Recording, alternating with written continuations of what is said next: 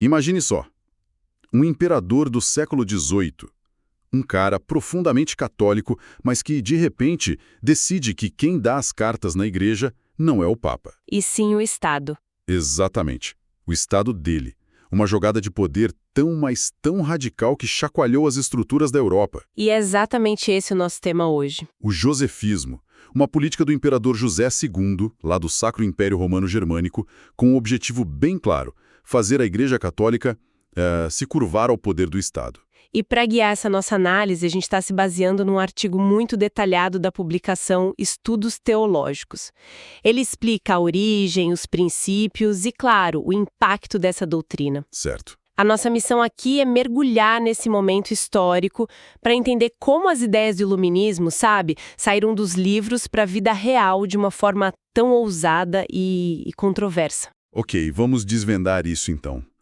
Para começar, acho que a gente precisa entender o homem por trás do ismismo. Quem era esse José II?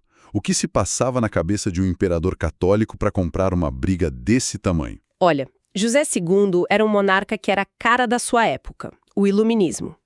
Ele acreditava, piamente na razão, na eficiência. Na organização. Isso, na centralização do poder.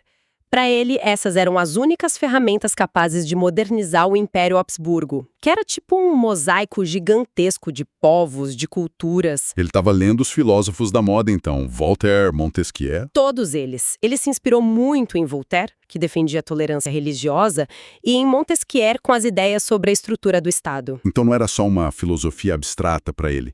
Era um manual de instruções, uma receita prática para governar melhor. Como um poder paralelo, Como a igreja. como a Igreja Católica, era vista como um obstáculo a essa modernização que ele tanto queria. E é aqui que a coisa fica mais interessante. A fonte que a gente está usando mostra que não foi só uma inspiração filosófica, assim, geral. Ele se apoiou em correntes de pensamento de dentro da própria igreja para justificar o que ele estava fazendo. Exatamente, ele foi muito estratégico nisso. Duas influências foram cruciais. A primeira foi o galicanismo. Galicanismo.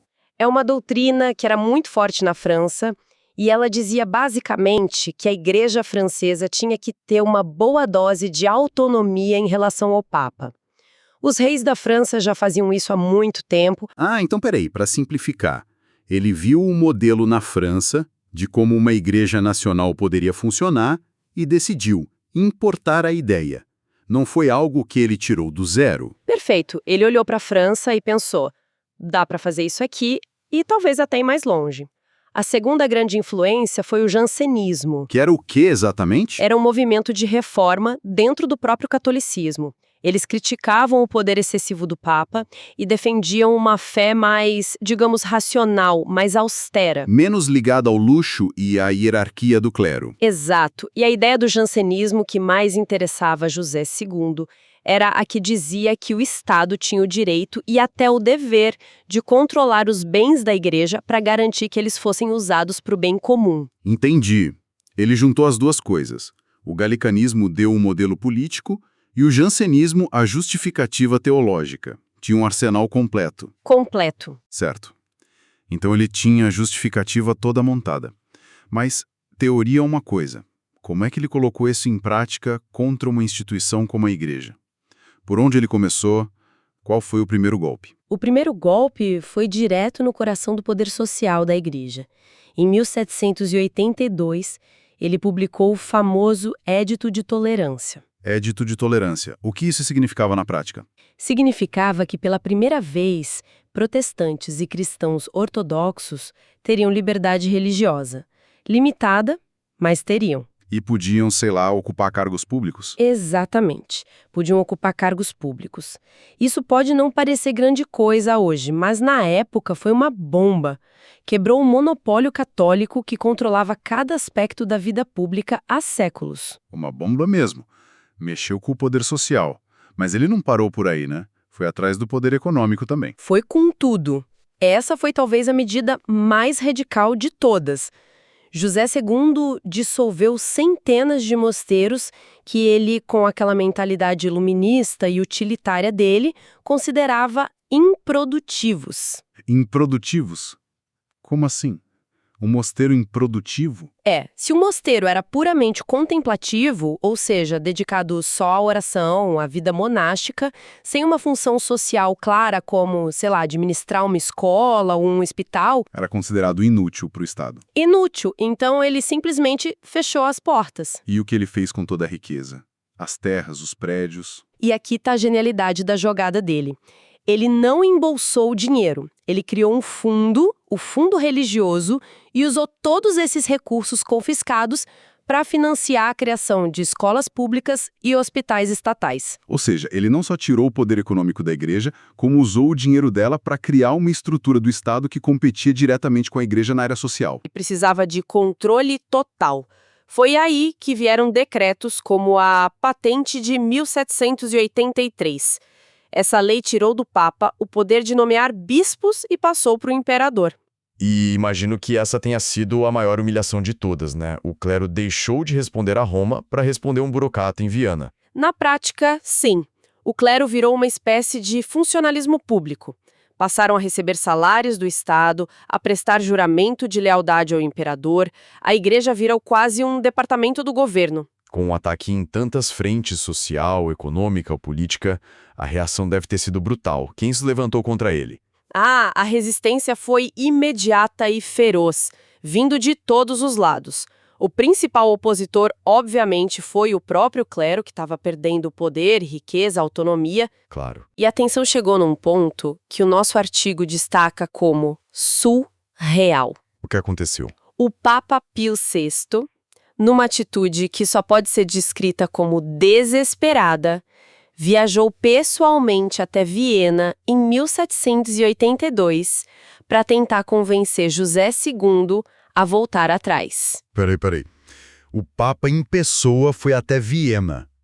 Isso é tipo o CEO de uma corporação global ir até a casa de um gerente regional para pedir, por favor, para ele parar com o projeto. É um sinal de desespero total. Total. E não adiantou nada. Não. Nada. José II o recebeu com todas as honras, mas não cedeu 1 milímetro. O Papa voltou para Roma de mãos abanando, o que foi um escândalo diplomático e religioso sem precedentes. E além dessa briga de poder, quais eram os argumentos teológicos contra o josefismo? Do ponto de vista da doutrina, as acusações eram gravíssimas. A principal era de que ele estava violando a supremacia papal, que é um pilar do catolicismo. Subordinar uma instituição divina a uma autoridade secular era visto como heresia. Certo. Outra crítica muito forte era de que ele estava promovendo uma secularização da fé. O que seria isso? Os críticos diziam que o josefismo esvaziava a religião do seu sentido sagrado, transformava ela numa mera ferramenta de utilidade social para o Estado. O fechamento dos mosteiros contemplativos era o maior exemplo disso. Porque a contemplação não tem uma utilidade material óbvia. Exato, é um ataque direto à vida espiritual. Era como dizer que a fé só vale se servir para alguma coisa prática, mensurável. Entendi. E o povo, a população comum, comprou essa ideia de modernização e eficiência? Nem um pouco. E essa é uma parte crucial da história. O artigo deixa claro que, especialmente nas áreas rurais, as reformas foram pessimamente recebidas. Por quê? Porque, para o camponês comum, a igreja não era uma estrutura de poder abstrata.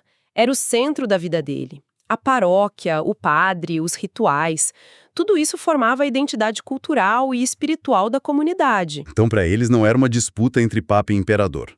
Era um ataque direto ao modo de vida deles. Exatamente. Uma imposição de uma elite de Viena distante que não entendia nada das tradições deles. Foi uma reforma de cima para baixo, que ignorou completamente a base da sociedade. Ok, com uma resistência tão grande vindo do Papa, do clero, do povo, o projeto sobreviveu a ele?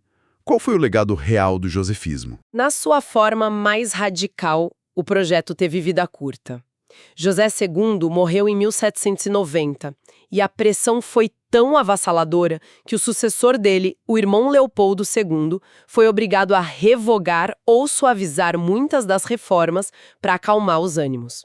Então a estrutura não sobreviveu. A estrutura que ele montou não por muito tempo. Mas não é possível que uma agitação desse tamanho não tenha deixado nenhuma marca. Algo deve ter permanecido. Sim. E o impacto, mesmo que indireto, foi profundo. O josefismo, mesmo revertido em parte, plantou sementes importantes. A ideia de que o Estado tem primazia sobre a Igreja em assuntos civis ganhou força e influenciou outros movimentos de secularização pela Europa. Faz sentido. O Édito de Tolerância, por exemplo, foi um passo sem volta na longa jornada pela liberdade religiosa no continente. E a ênfase na educação estatal foi fundamental para pavimentar o caminho para os sistemas de ensino público que a gente tem hoje. Então, mesmo o projeto falhando no curto prazo, ele mudou o tabuleiro do jogo para sempre. Perfeitamente. E, ao mesmo tempo, a resistência massiva ao josefismo serviu como uma lição valiosa. Mostrou os limites do chamado despotismo esclarecido. Deixou claro que reformas, mesmo que bem intencionadas, não podem ser simplesmente impostas de cima para baixo.